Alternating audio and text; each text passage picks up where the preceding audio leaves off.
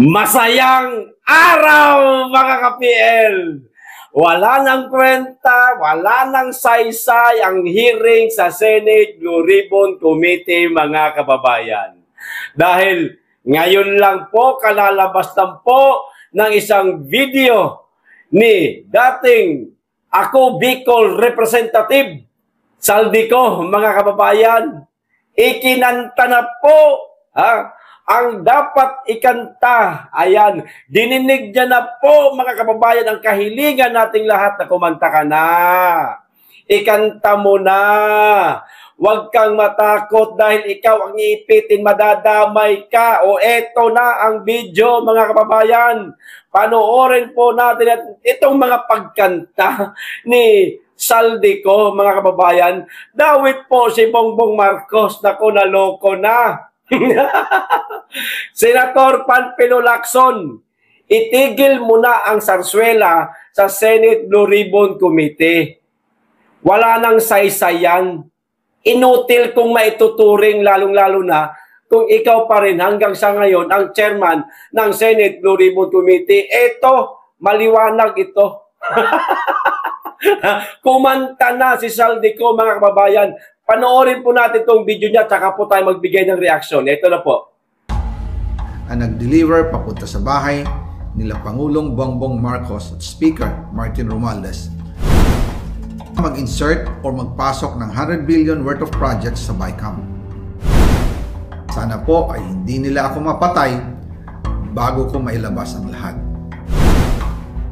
Ginawa ko lang ang utos sa akin, pero ngayon, handa na akong harapin ang lahat. Ginagamit ng administrasyon ang buong resources ng bansa para tumahimik ako. That he will shoot me if I will talk. Gagamitin ako bilang panakipbutas sa kanilang kampanya laban sa korupsyon.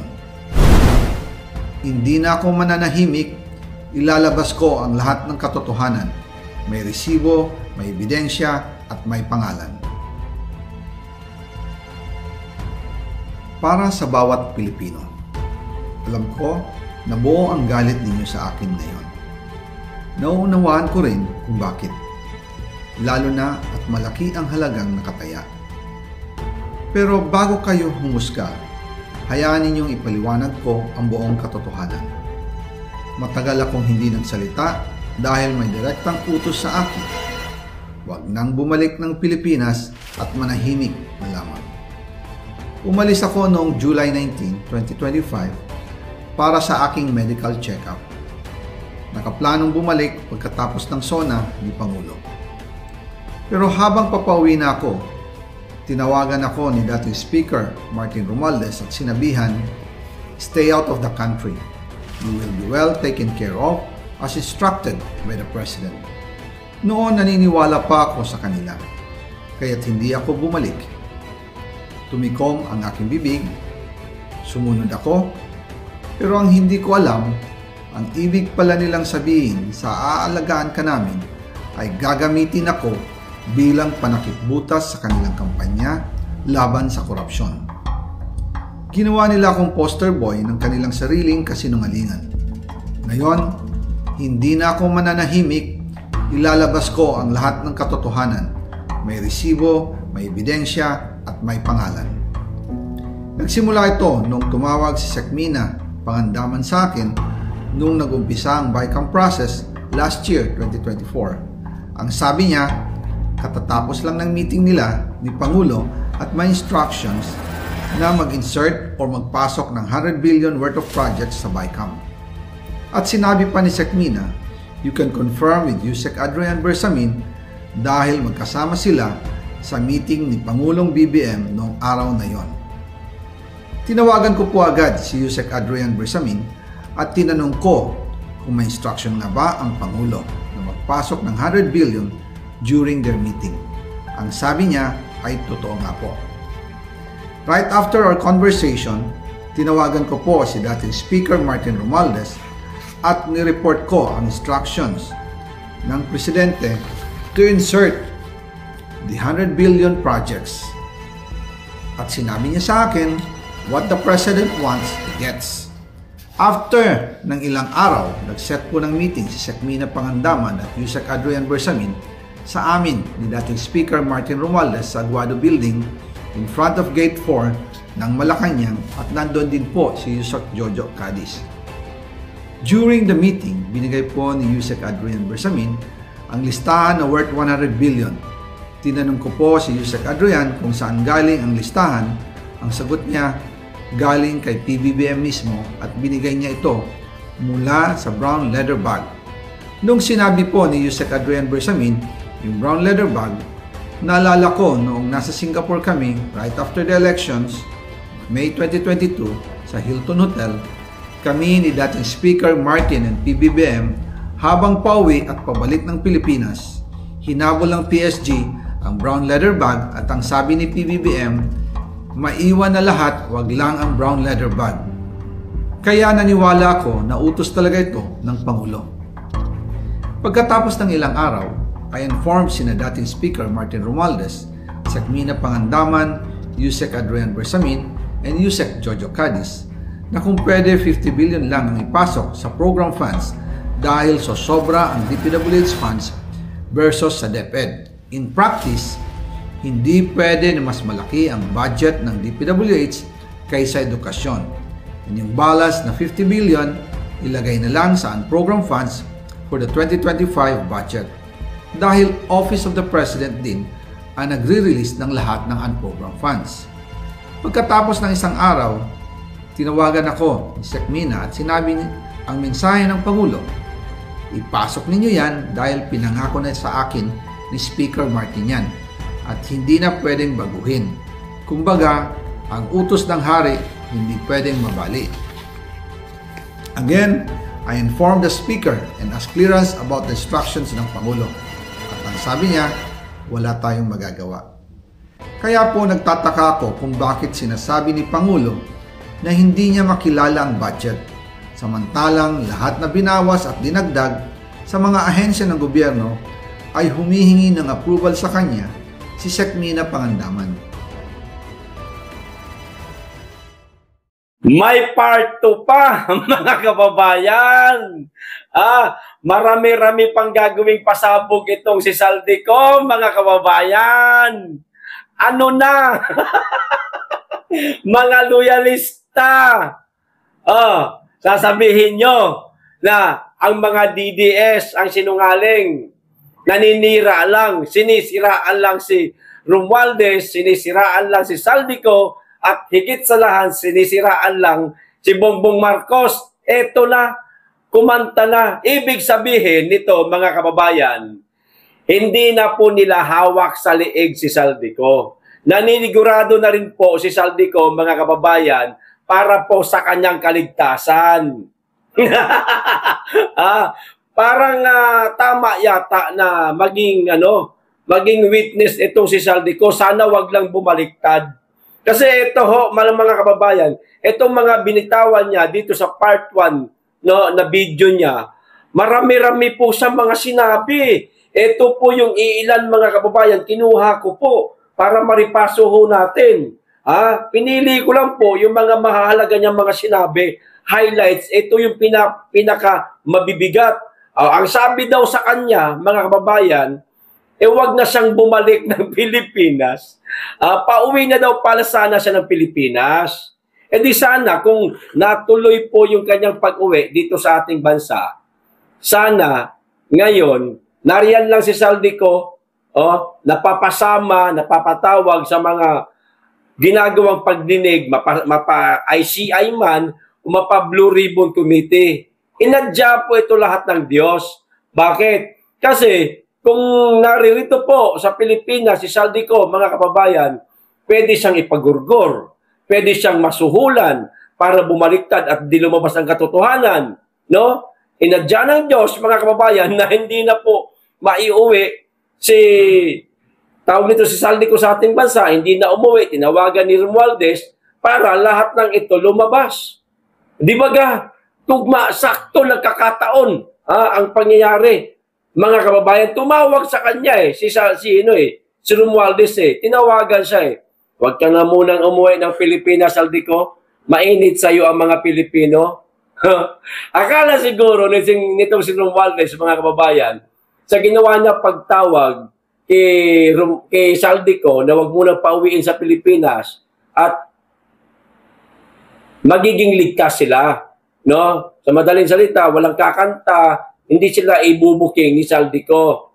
Naipit na si Saldico eh. Kita nyo naman yung itsura niya ngayon, napakapayat na. Halatang walang tulog, stress, nangayayat na yung mama. Mga kababayan. Pero doon nagkamali si Romualdez. Tinawagan niya kasi. Hindi niya kasi pinauwi eh. Kung pinauwi niya, hawak niya pa sana hanggang sa ngayon sa liig si Saldico. Hindi niya po pinauwi, mga kababayan. Ngayon, maaaring hindi na talaga alam ng administrasyon ni Marcos, ng mga otoridad, ni Romualdez, ni Marcos, kung nasaan ngayon si Saldico. Kasi ang lakas mo ng loob niya eh. Kumanta na po siya, mga kababayan eh. Ikaw, maglalakas ka ng loob na kumanta, gayong alam ng kasalukuyang administrasyon kung nasaan ka. Di ba? Malamang hindi ka kakanta. O kakanta ka man, magpapakalayo-layo ka, hindi mo sasabihin kung nasaan ka. Malay natin, baka nasa Asia lang siya. O buong akala ng karamihan, nasa Europe, pero hindi natin alam, baka nasa Asia lang siya. Mga kababayan, para mailigaw yung mga naghahanap sa kanya. Di ba? Maaaring hindi na po nila alam ngayon kung nasaan ngayon si Saldico. Kaya kumanta na ngayon itong mama. O ito pa isa. Ilalabas niya daw po, mga kababayan, ang mga ebidensya. May resibo! Akala ko, okay na tayo sa part 1 eh. Sa part 1 pa lang, mabigat na yung mga binatawan niya, mga kababayan eh. Mabigat na itong mga pasabog niya. Damay talaga si Bongbong Marcos. Nako! President BP Inday Sara na!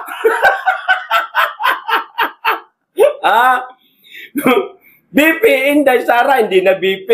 President Inday Sara Duterte na, mga kababayan. Mga kababayan naman, wag na tayo magpakatanga-tanga. Impeachable offense itong itong mga binitawan ni Saldico laban kay Mr. President. Impeachable ito sa isang elected official, mga kababayan. Yun lang sinabi niya na siya mismo di umano ang nagdi-deliver ng pera kay Marcos. Naku po, damay! Ako po! Di ba? Ito pa. Nabanggit niya po si Amena Pangandaman. Nabanggit niya rin po, mga kababayan, sa Bersamin. Delikado itong dalawa na ito. Madadama itong dalawa, mga kababayan. At sa palagay ko, hindi lang sila madadamay, marami pa ho. Naloko na. Ito pa. Yung tungkol po sa Aguado, na dininay po ni Romualdez, di ba naglabas siya ng pahayag tungkol doon sa Aguado nga sa bahay niya. Yung Aguado, yung bahay ni Romualdez, yung nabanggit po ni Gutesa sa Senate Blue Ribbon Committee na nagdi-deliver di umano si Gutesa sa Aguado. Aguado ba? Aguada. Basta yun na yun. Dininay yun ni Romualdez, sabi niya, bahay lang daw yun ng nanay niya. Doon pa pala sila nagmi-meeting eh. Sino may sabi? Ayan, nasa video kanina. Pinanood natin. Si Saldico mismo may sabi. Diba? Na nagmi-meeting sila sa Aguado, mga kababayan. Malapit yan sa Malacanang. Ilang hakbang lang po, Malacanang na tawid. Kung di ako nakakamali, tawid, isang tawid na kalsada lang yata yan, mga kababayan eh. No? Ayan na. Aguado na ho. Diyan sila nagmi-meeting. Kasama sila Bersamin, kasama sila Amena, si Bongbong Marcos, siguro kasama pa dyan si Kokak, mga kababayan. At ito ang pinakamahalaga sa lahat. No? Sabi ni Saldico, narinig niya, sinabi daw ni Marcos na maiwan na ang lahat, wag lang ang brown leather bag. Ayan. Ano kaya ang laman, mga kababayan, ng brown leather bag na yan? Maaaring ang laman ng brown leather bag, mga kababayan, meron pong kopya si Saldico. At ito, maaari yung mga ilalabas niya sa part 2 ng kanyang video. Itinaon pa talaga na ilabas yung video niya at pagkaguluhan ngayon ng ating mga kababayan netizen at ng mga mainstream media, maging sa social media, dito sa pagdinig sa Senate Blue Ribbon Committee. Tuloy, ang pagdinig ng Senate Blue Ribbon Committee, mga kababayan, nilangaw. Wala na masyadong nagka-interest. Umalis yung iba, hindi na nanood. Kasi ito ang totoong pasabog. Ang Senate Blue Ribbon Committee, inutil na yan kung maituturing, mga kababayan. Para sa akin lang, opinion ko man ito, komento ko man ito, inutil na, sarswela na lamang po yan, mga kababayan. Wala na po tayong aasahan dyan. Abangan na lang po natin itong mga pasabog ni Saldico. Saldico, kahit na meron kang mga nagawang pagkakasala sa ating bansa dahil sangkot ka sa korupsyon, sangkot ka sa maanumalyang flood control project, at sangkot ka sa grupo ninyo. Ayan, grupo nga di ba? Ngayon, alam mo ba, ang nararamdaman sa'yo, ng ilan lang naman natin mga kababayan, hindi naman lahat. Maaaring yung iba galit pa rin kasi hanggang sa ngayon. Pero yung ginawa mo na yan, sir, yung pagkanta mo na yan, sir, yung ginawa mong pag-amin na yan, napakalaking bagay ho niyan. Sinasaluduhan ka po ng ilang mga kababayan natin. Ituloy-tuloy mo lang yung pagkanta mo, sir, at siyempre magtatago ka rin. Pag ikaw nahagilap, yari ka talaga. Ituloy-tuloy mo lang yung pagkanta mo. Kung yan ay katotohanan talaga, maglabas ka na ng resibo maliban dyan sa mga sinasabi mo. Okay? Para lihiti mo. Hindi masabing chismis lang, gawa-gawang kwento mo lang. Magpakita ka ng resibo. Ipakita mo. Paano mo gagawin? Depende na sa'yo yan kung paano mo gagawin. Maghanap ka na lang ng mga magagaling na mga video editor dyan. Habang nagsasalita ka, nakikita yung kapirasong mukha mo at naroon yung mga resibo, ipapakita mo. Tugma. Yan, kumbaga, tugma. Walang mali, walang dagdag, walang bawas. Yan, ganon. Yung ibang mga kababayan natin, pinapasalamatan ka. Dahil dito sa mga in-expose mo na ito, sir, tawag dito, Saldico, malaking tulong po ito para ma-resolba ang napakalalang korupsyon, higit sa lahat sa flood control project na mayroong anomalya. Ito pa isa, ang kababayan, nasabi rin ni Saldico na ang utos daw po ng hari ay hindi pwedeng baliin. Sino ba ang hari? Sino ang hari na nag-utos sa kanilang mga kababayan? Si Romualdez ba? Hindi po. Si Bersamin ba? Hindi rin. Maaari. Siyempre, wala nang iba. Sino ba, mga kababayan? Sino ang hari? Gusto niyo pong malaman? Sinabi na po ni Saldico. Balikan niyo po yung video pinanood ko po sa inyo. At pakikomento na rin po. Okay, mga kababayan, hanggang dito lang. Maraming salamat. Mag-iingat kayo lagi at higit sa lahat, mahalin natin ang Pilipinas. Malapit na po ang katagumpayan ng mga Pilipinong naghahangad ng katarungan dito sa napakalalang korupsyon at maanumalyang proyekto ng flood control. Mga kababayan, ipanalangin natin sa lalong madaling panahon. Vice President Sara Duterte, level up. Papunta na po ng Presidente, kaawaan ng Diyos, mga kababayan. Kapag ka kumilos ang taong bayan. Paano gagawin ang pagkilos?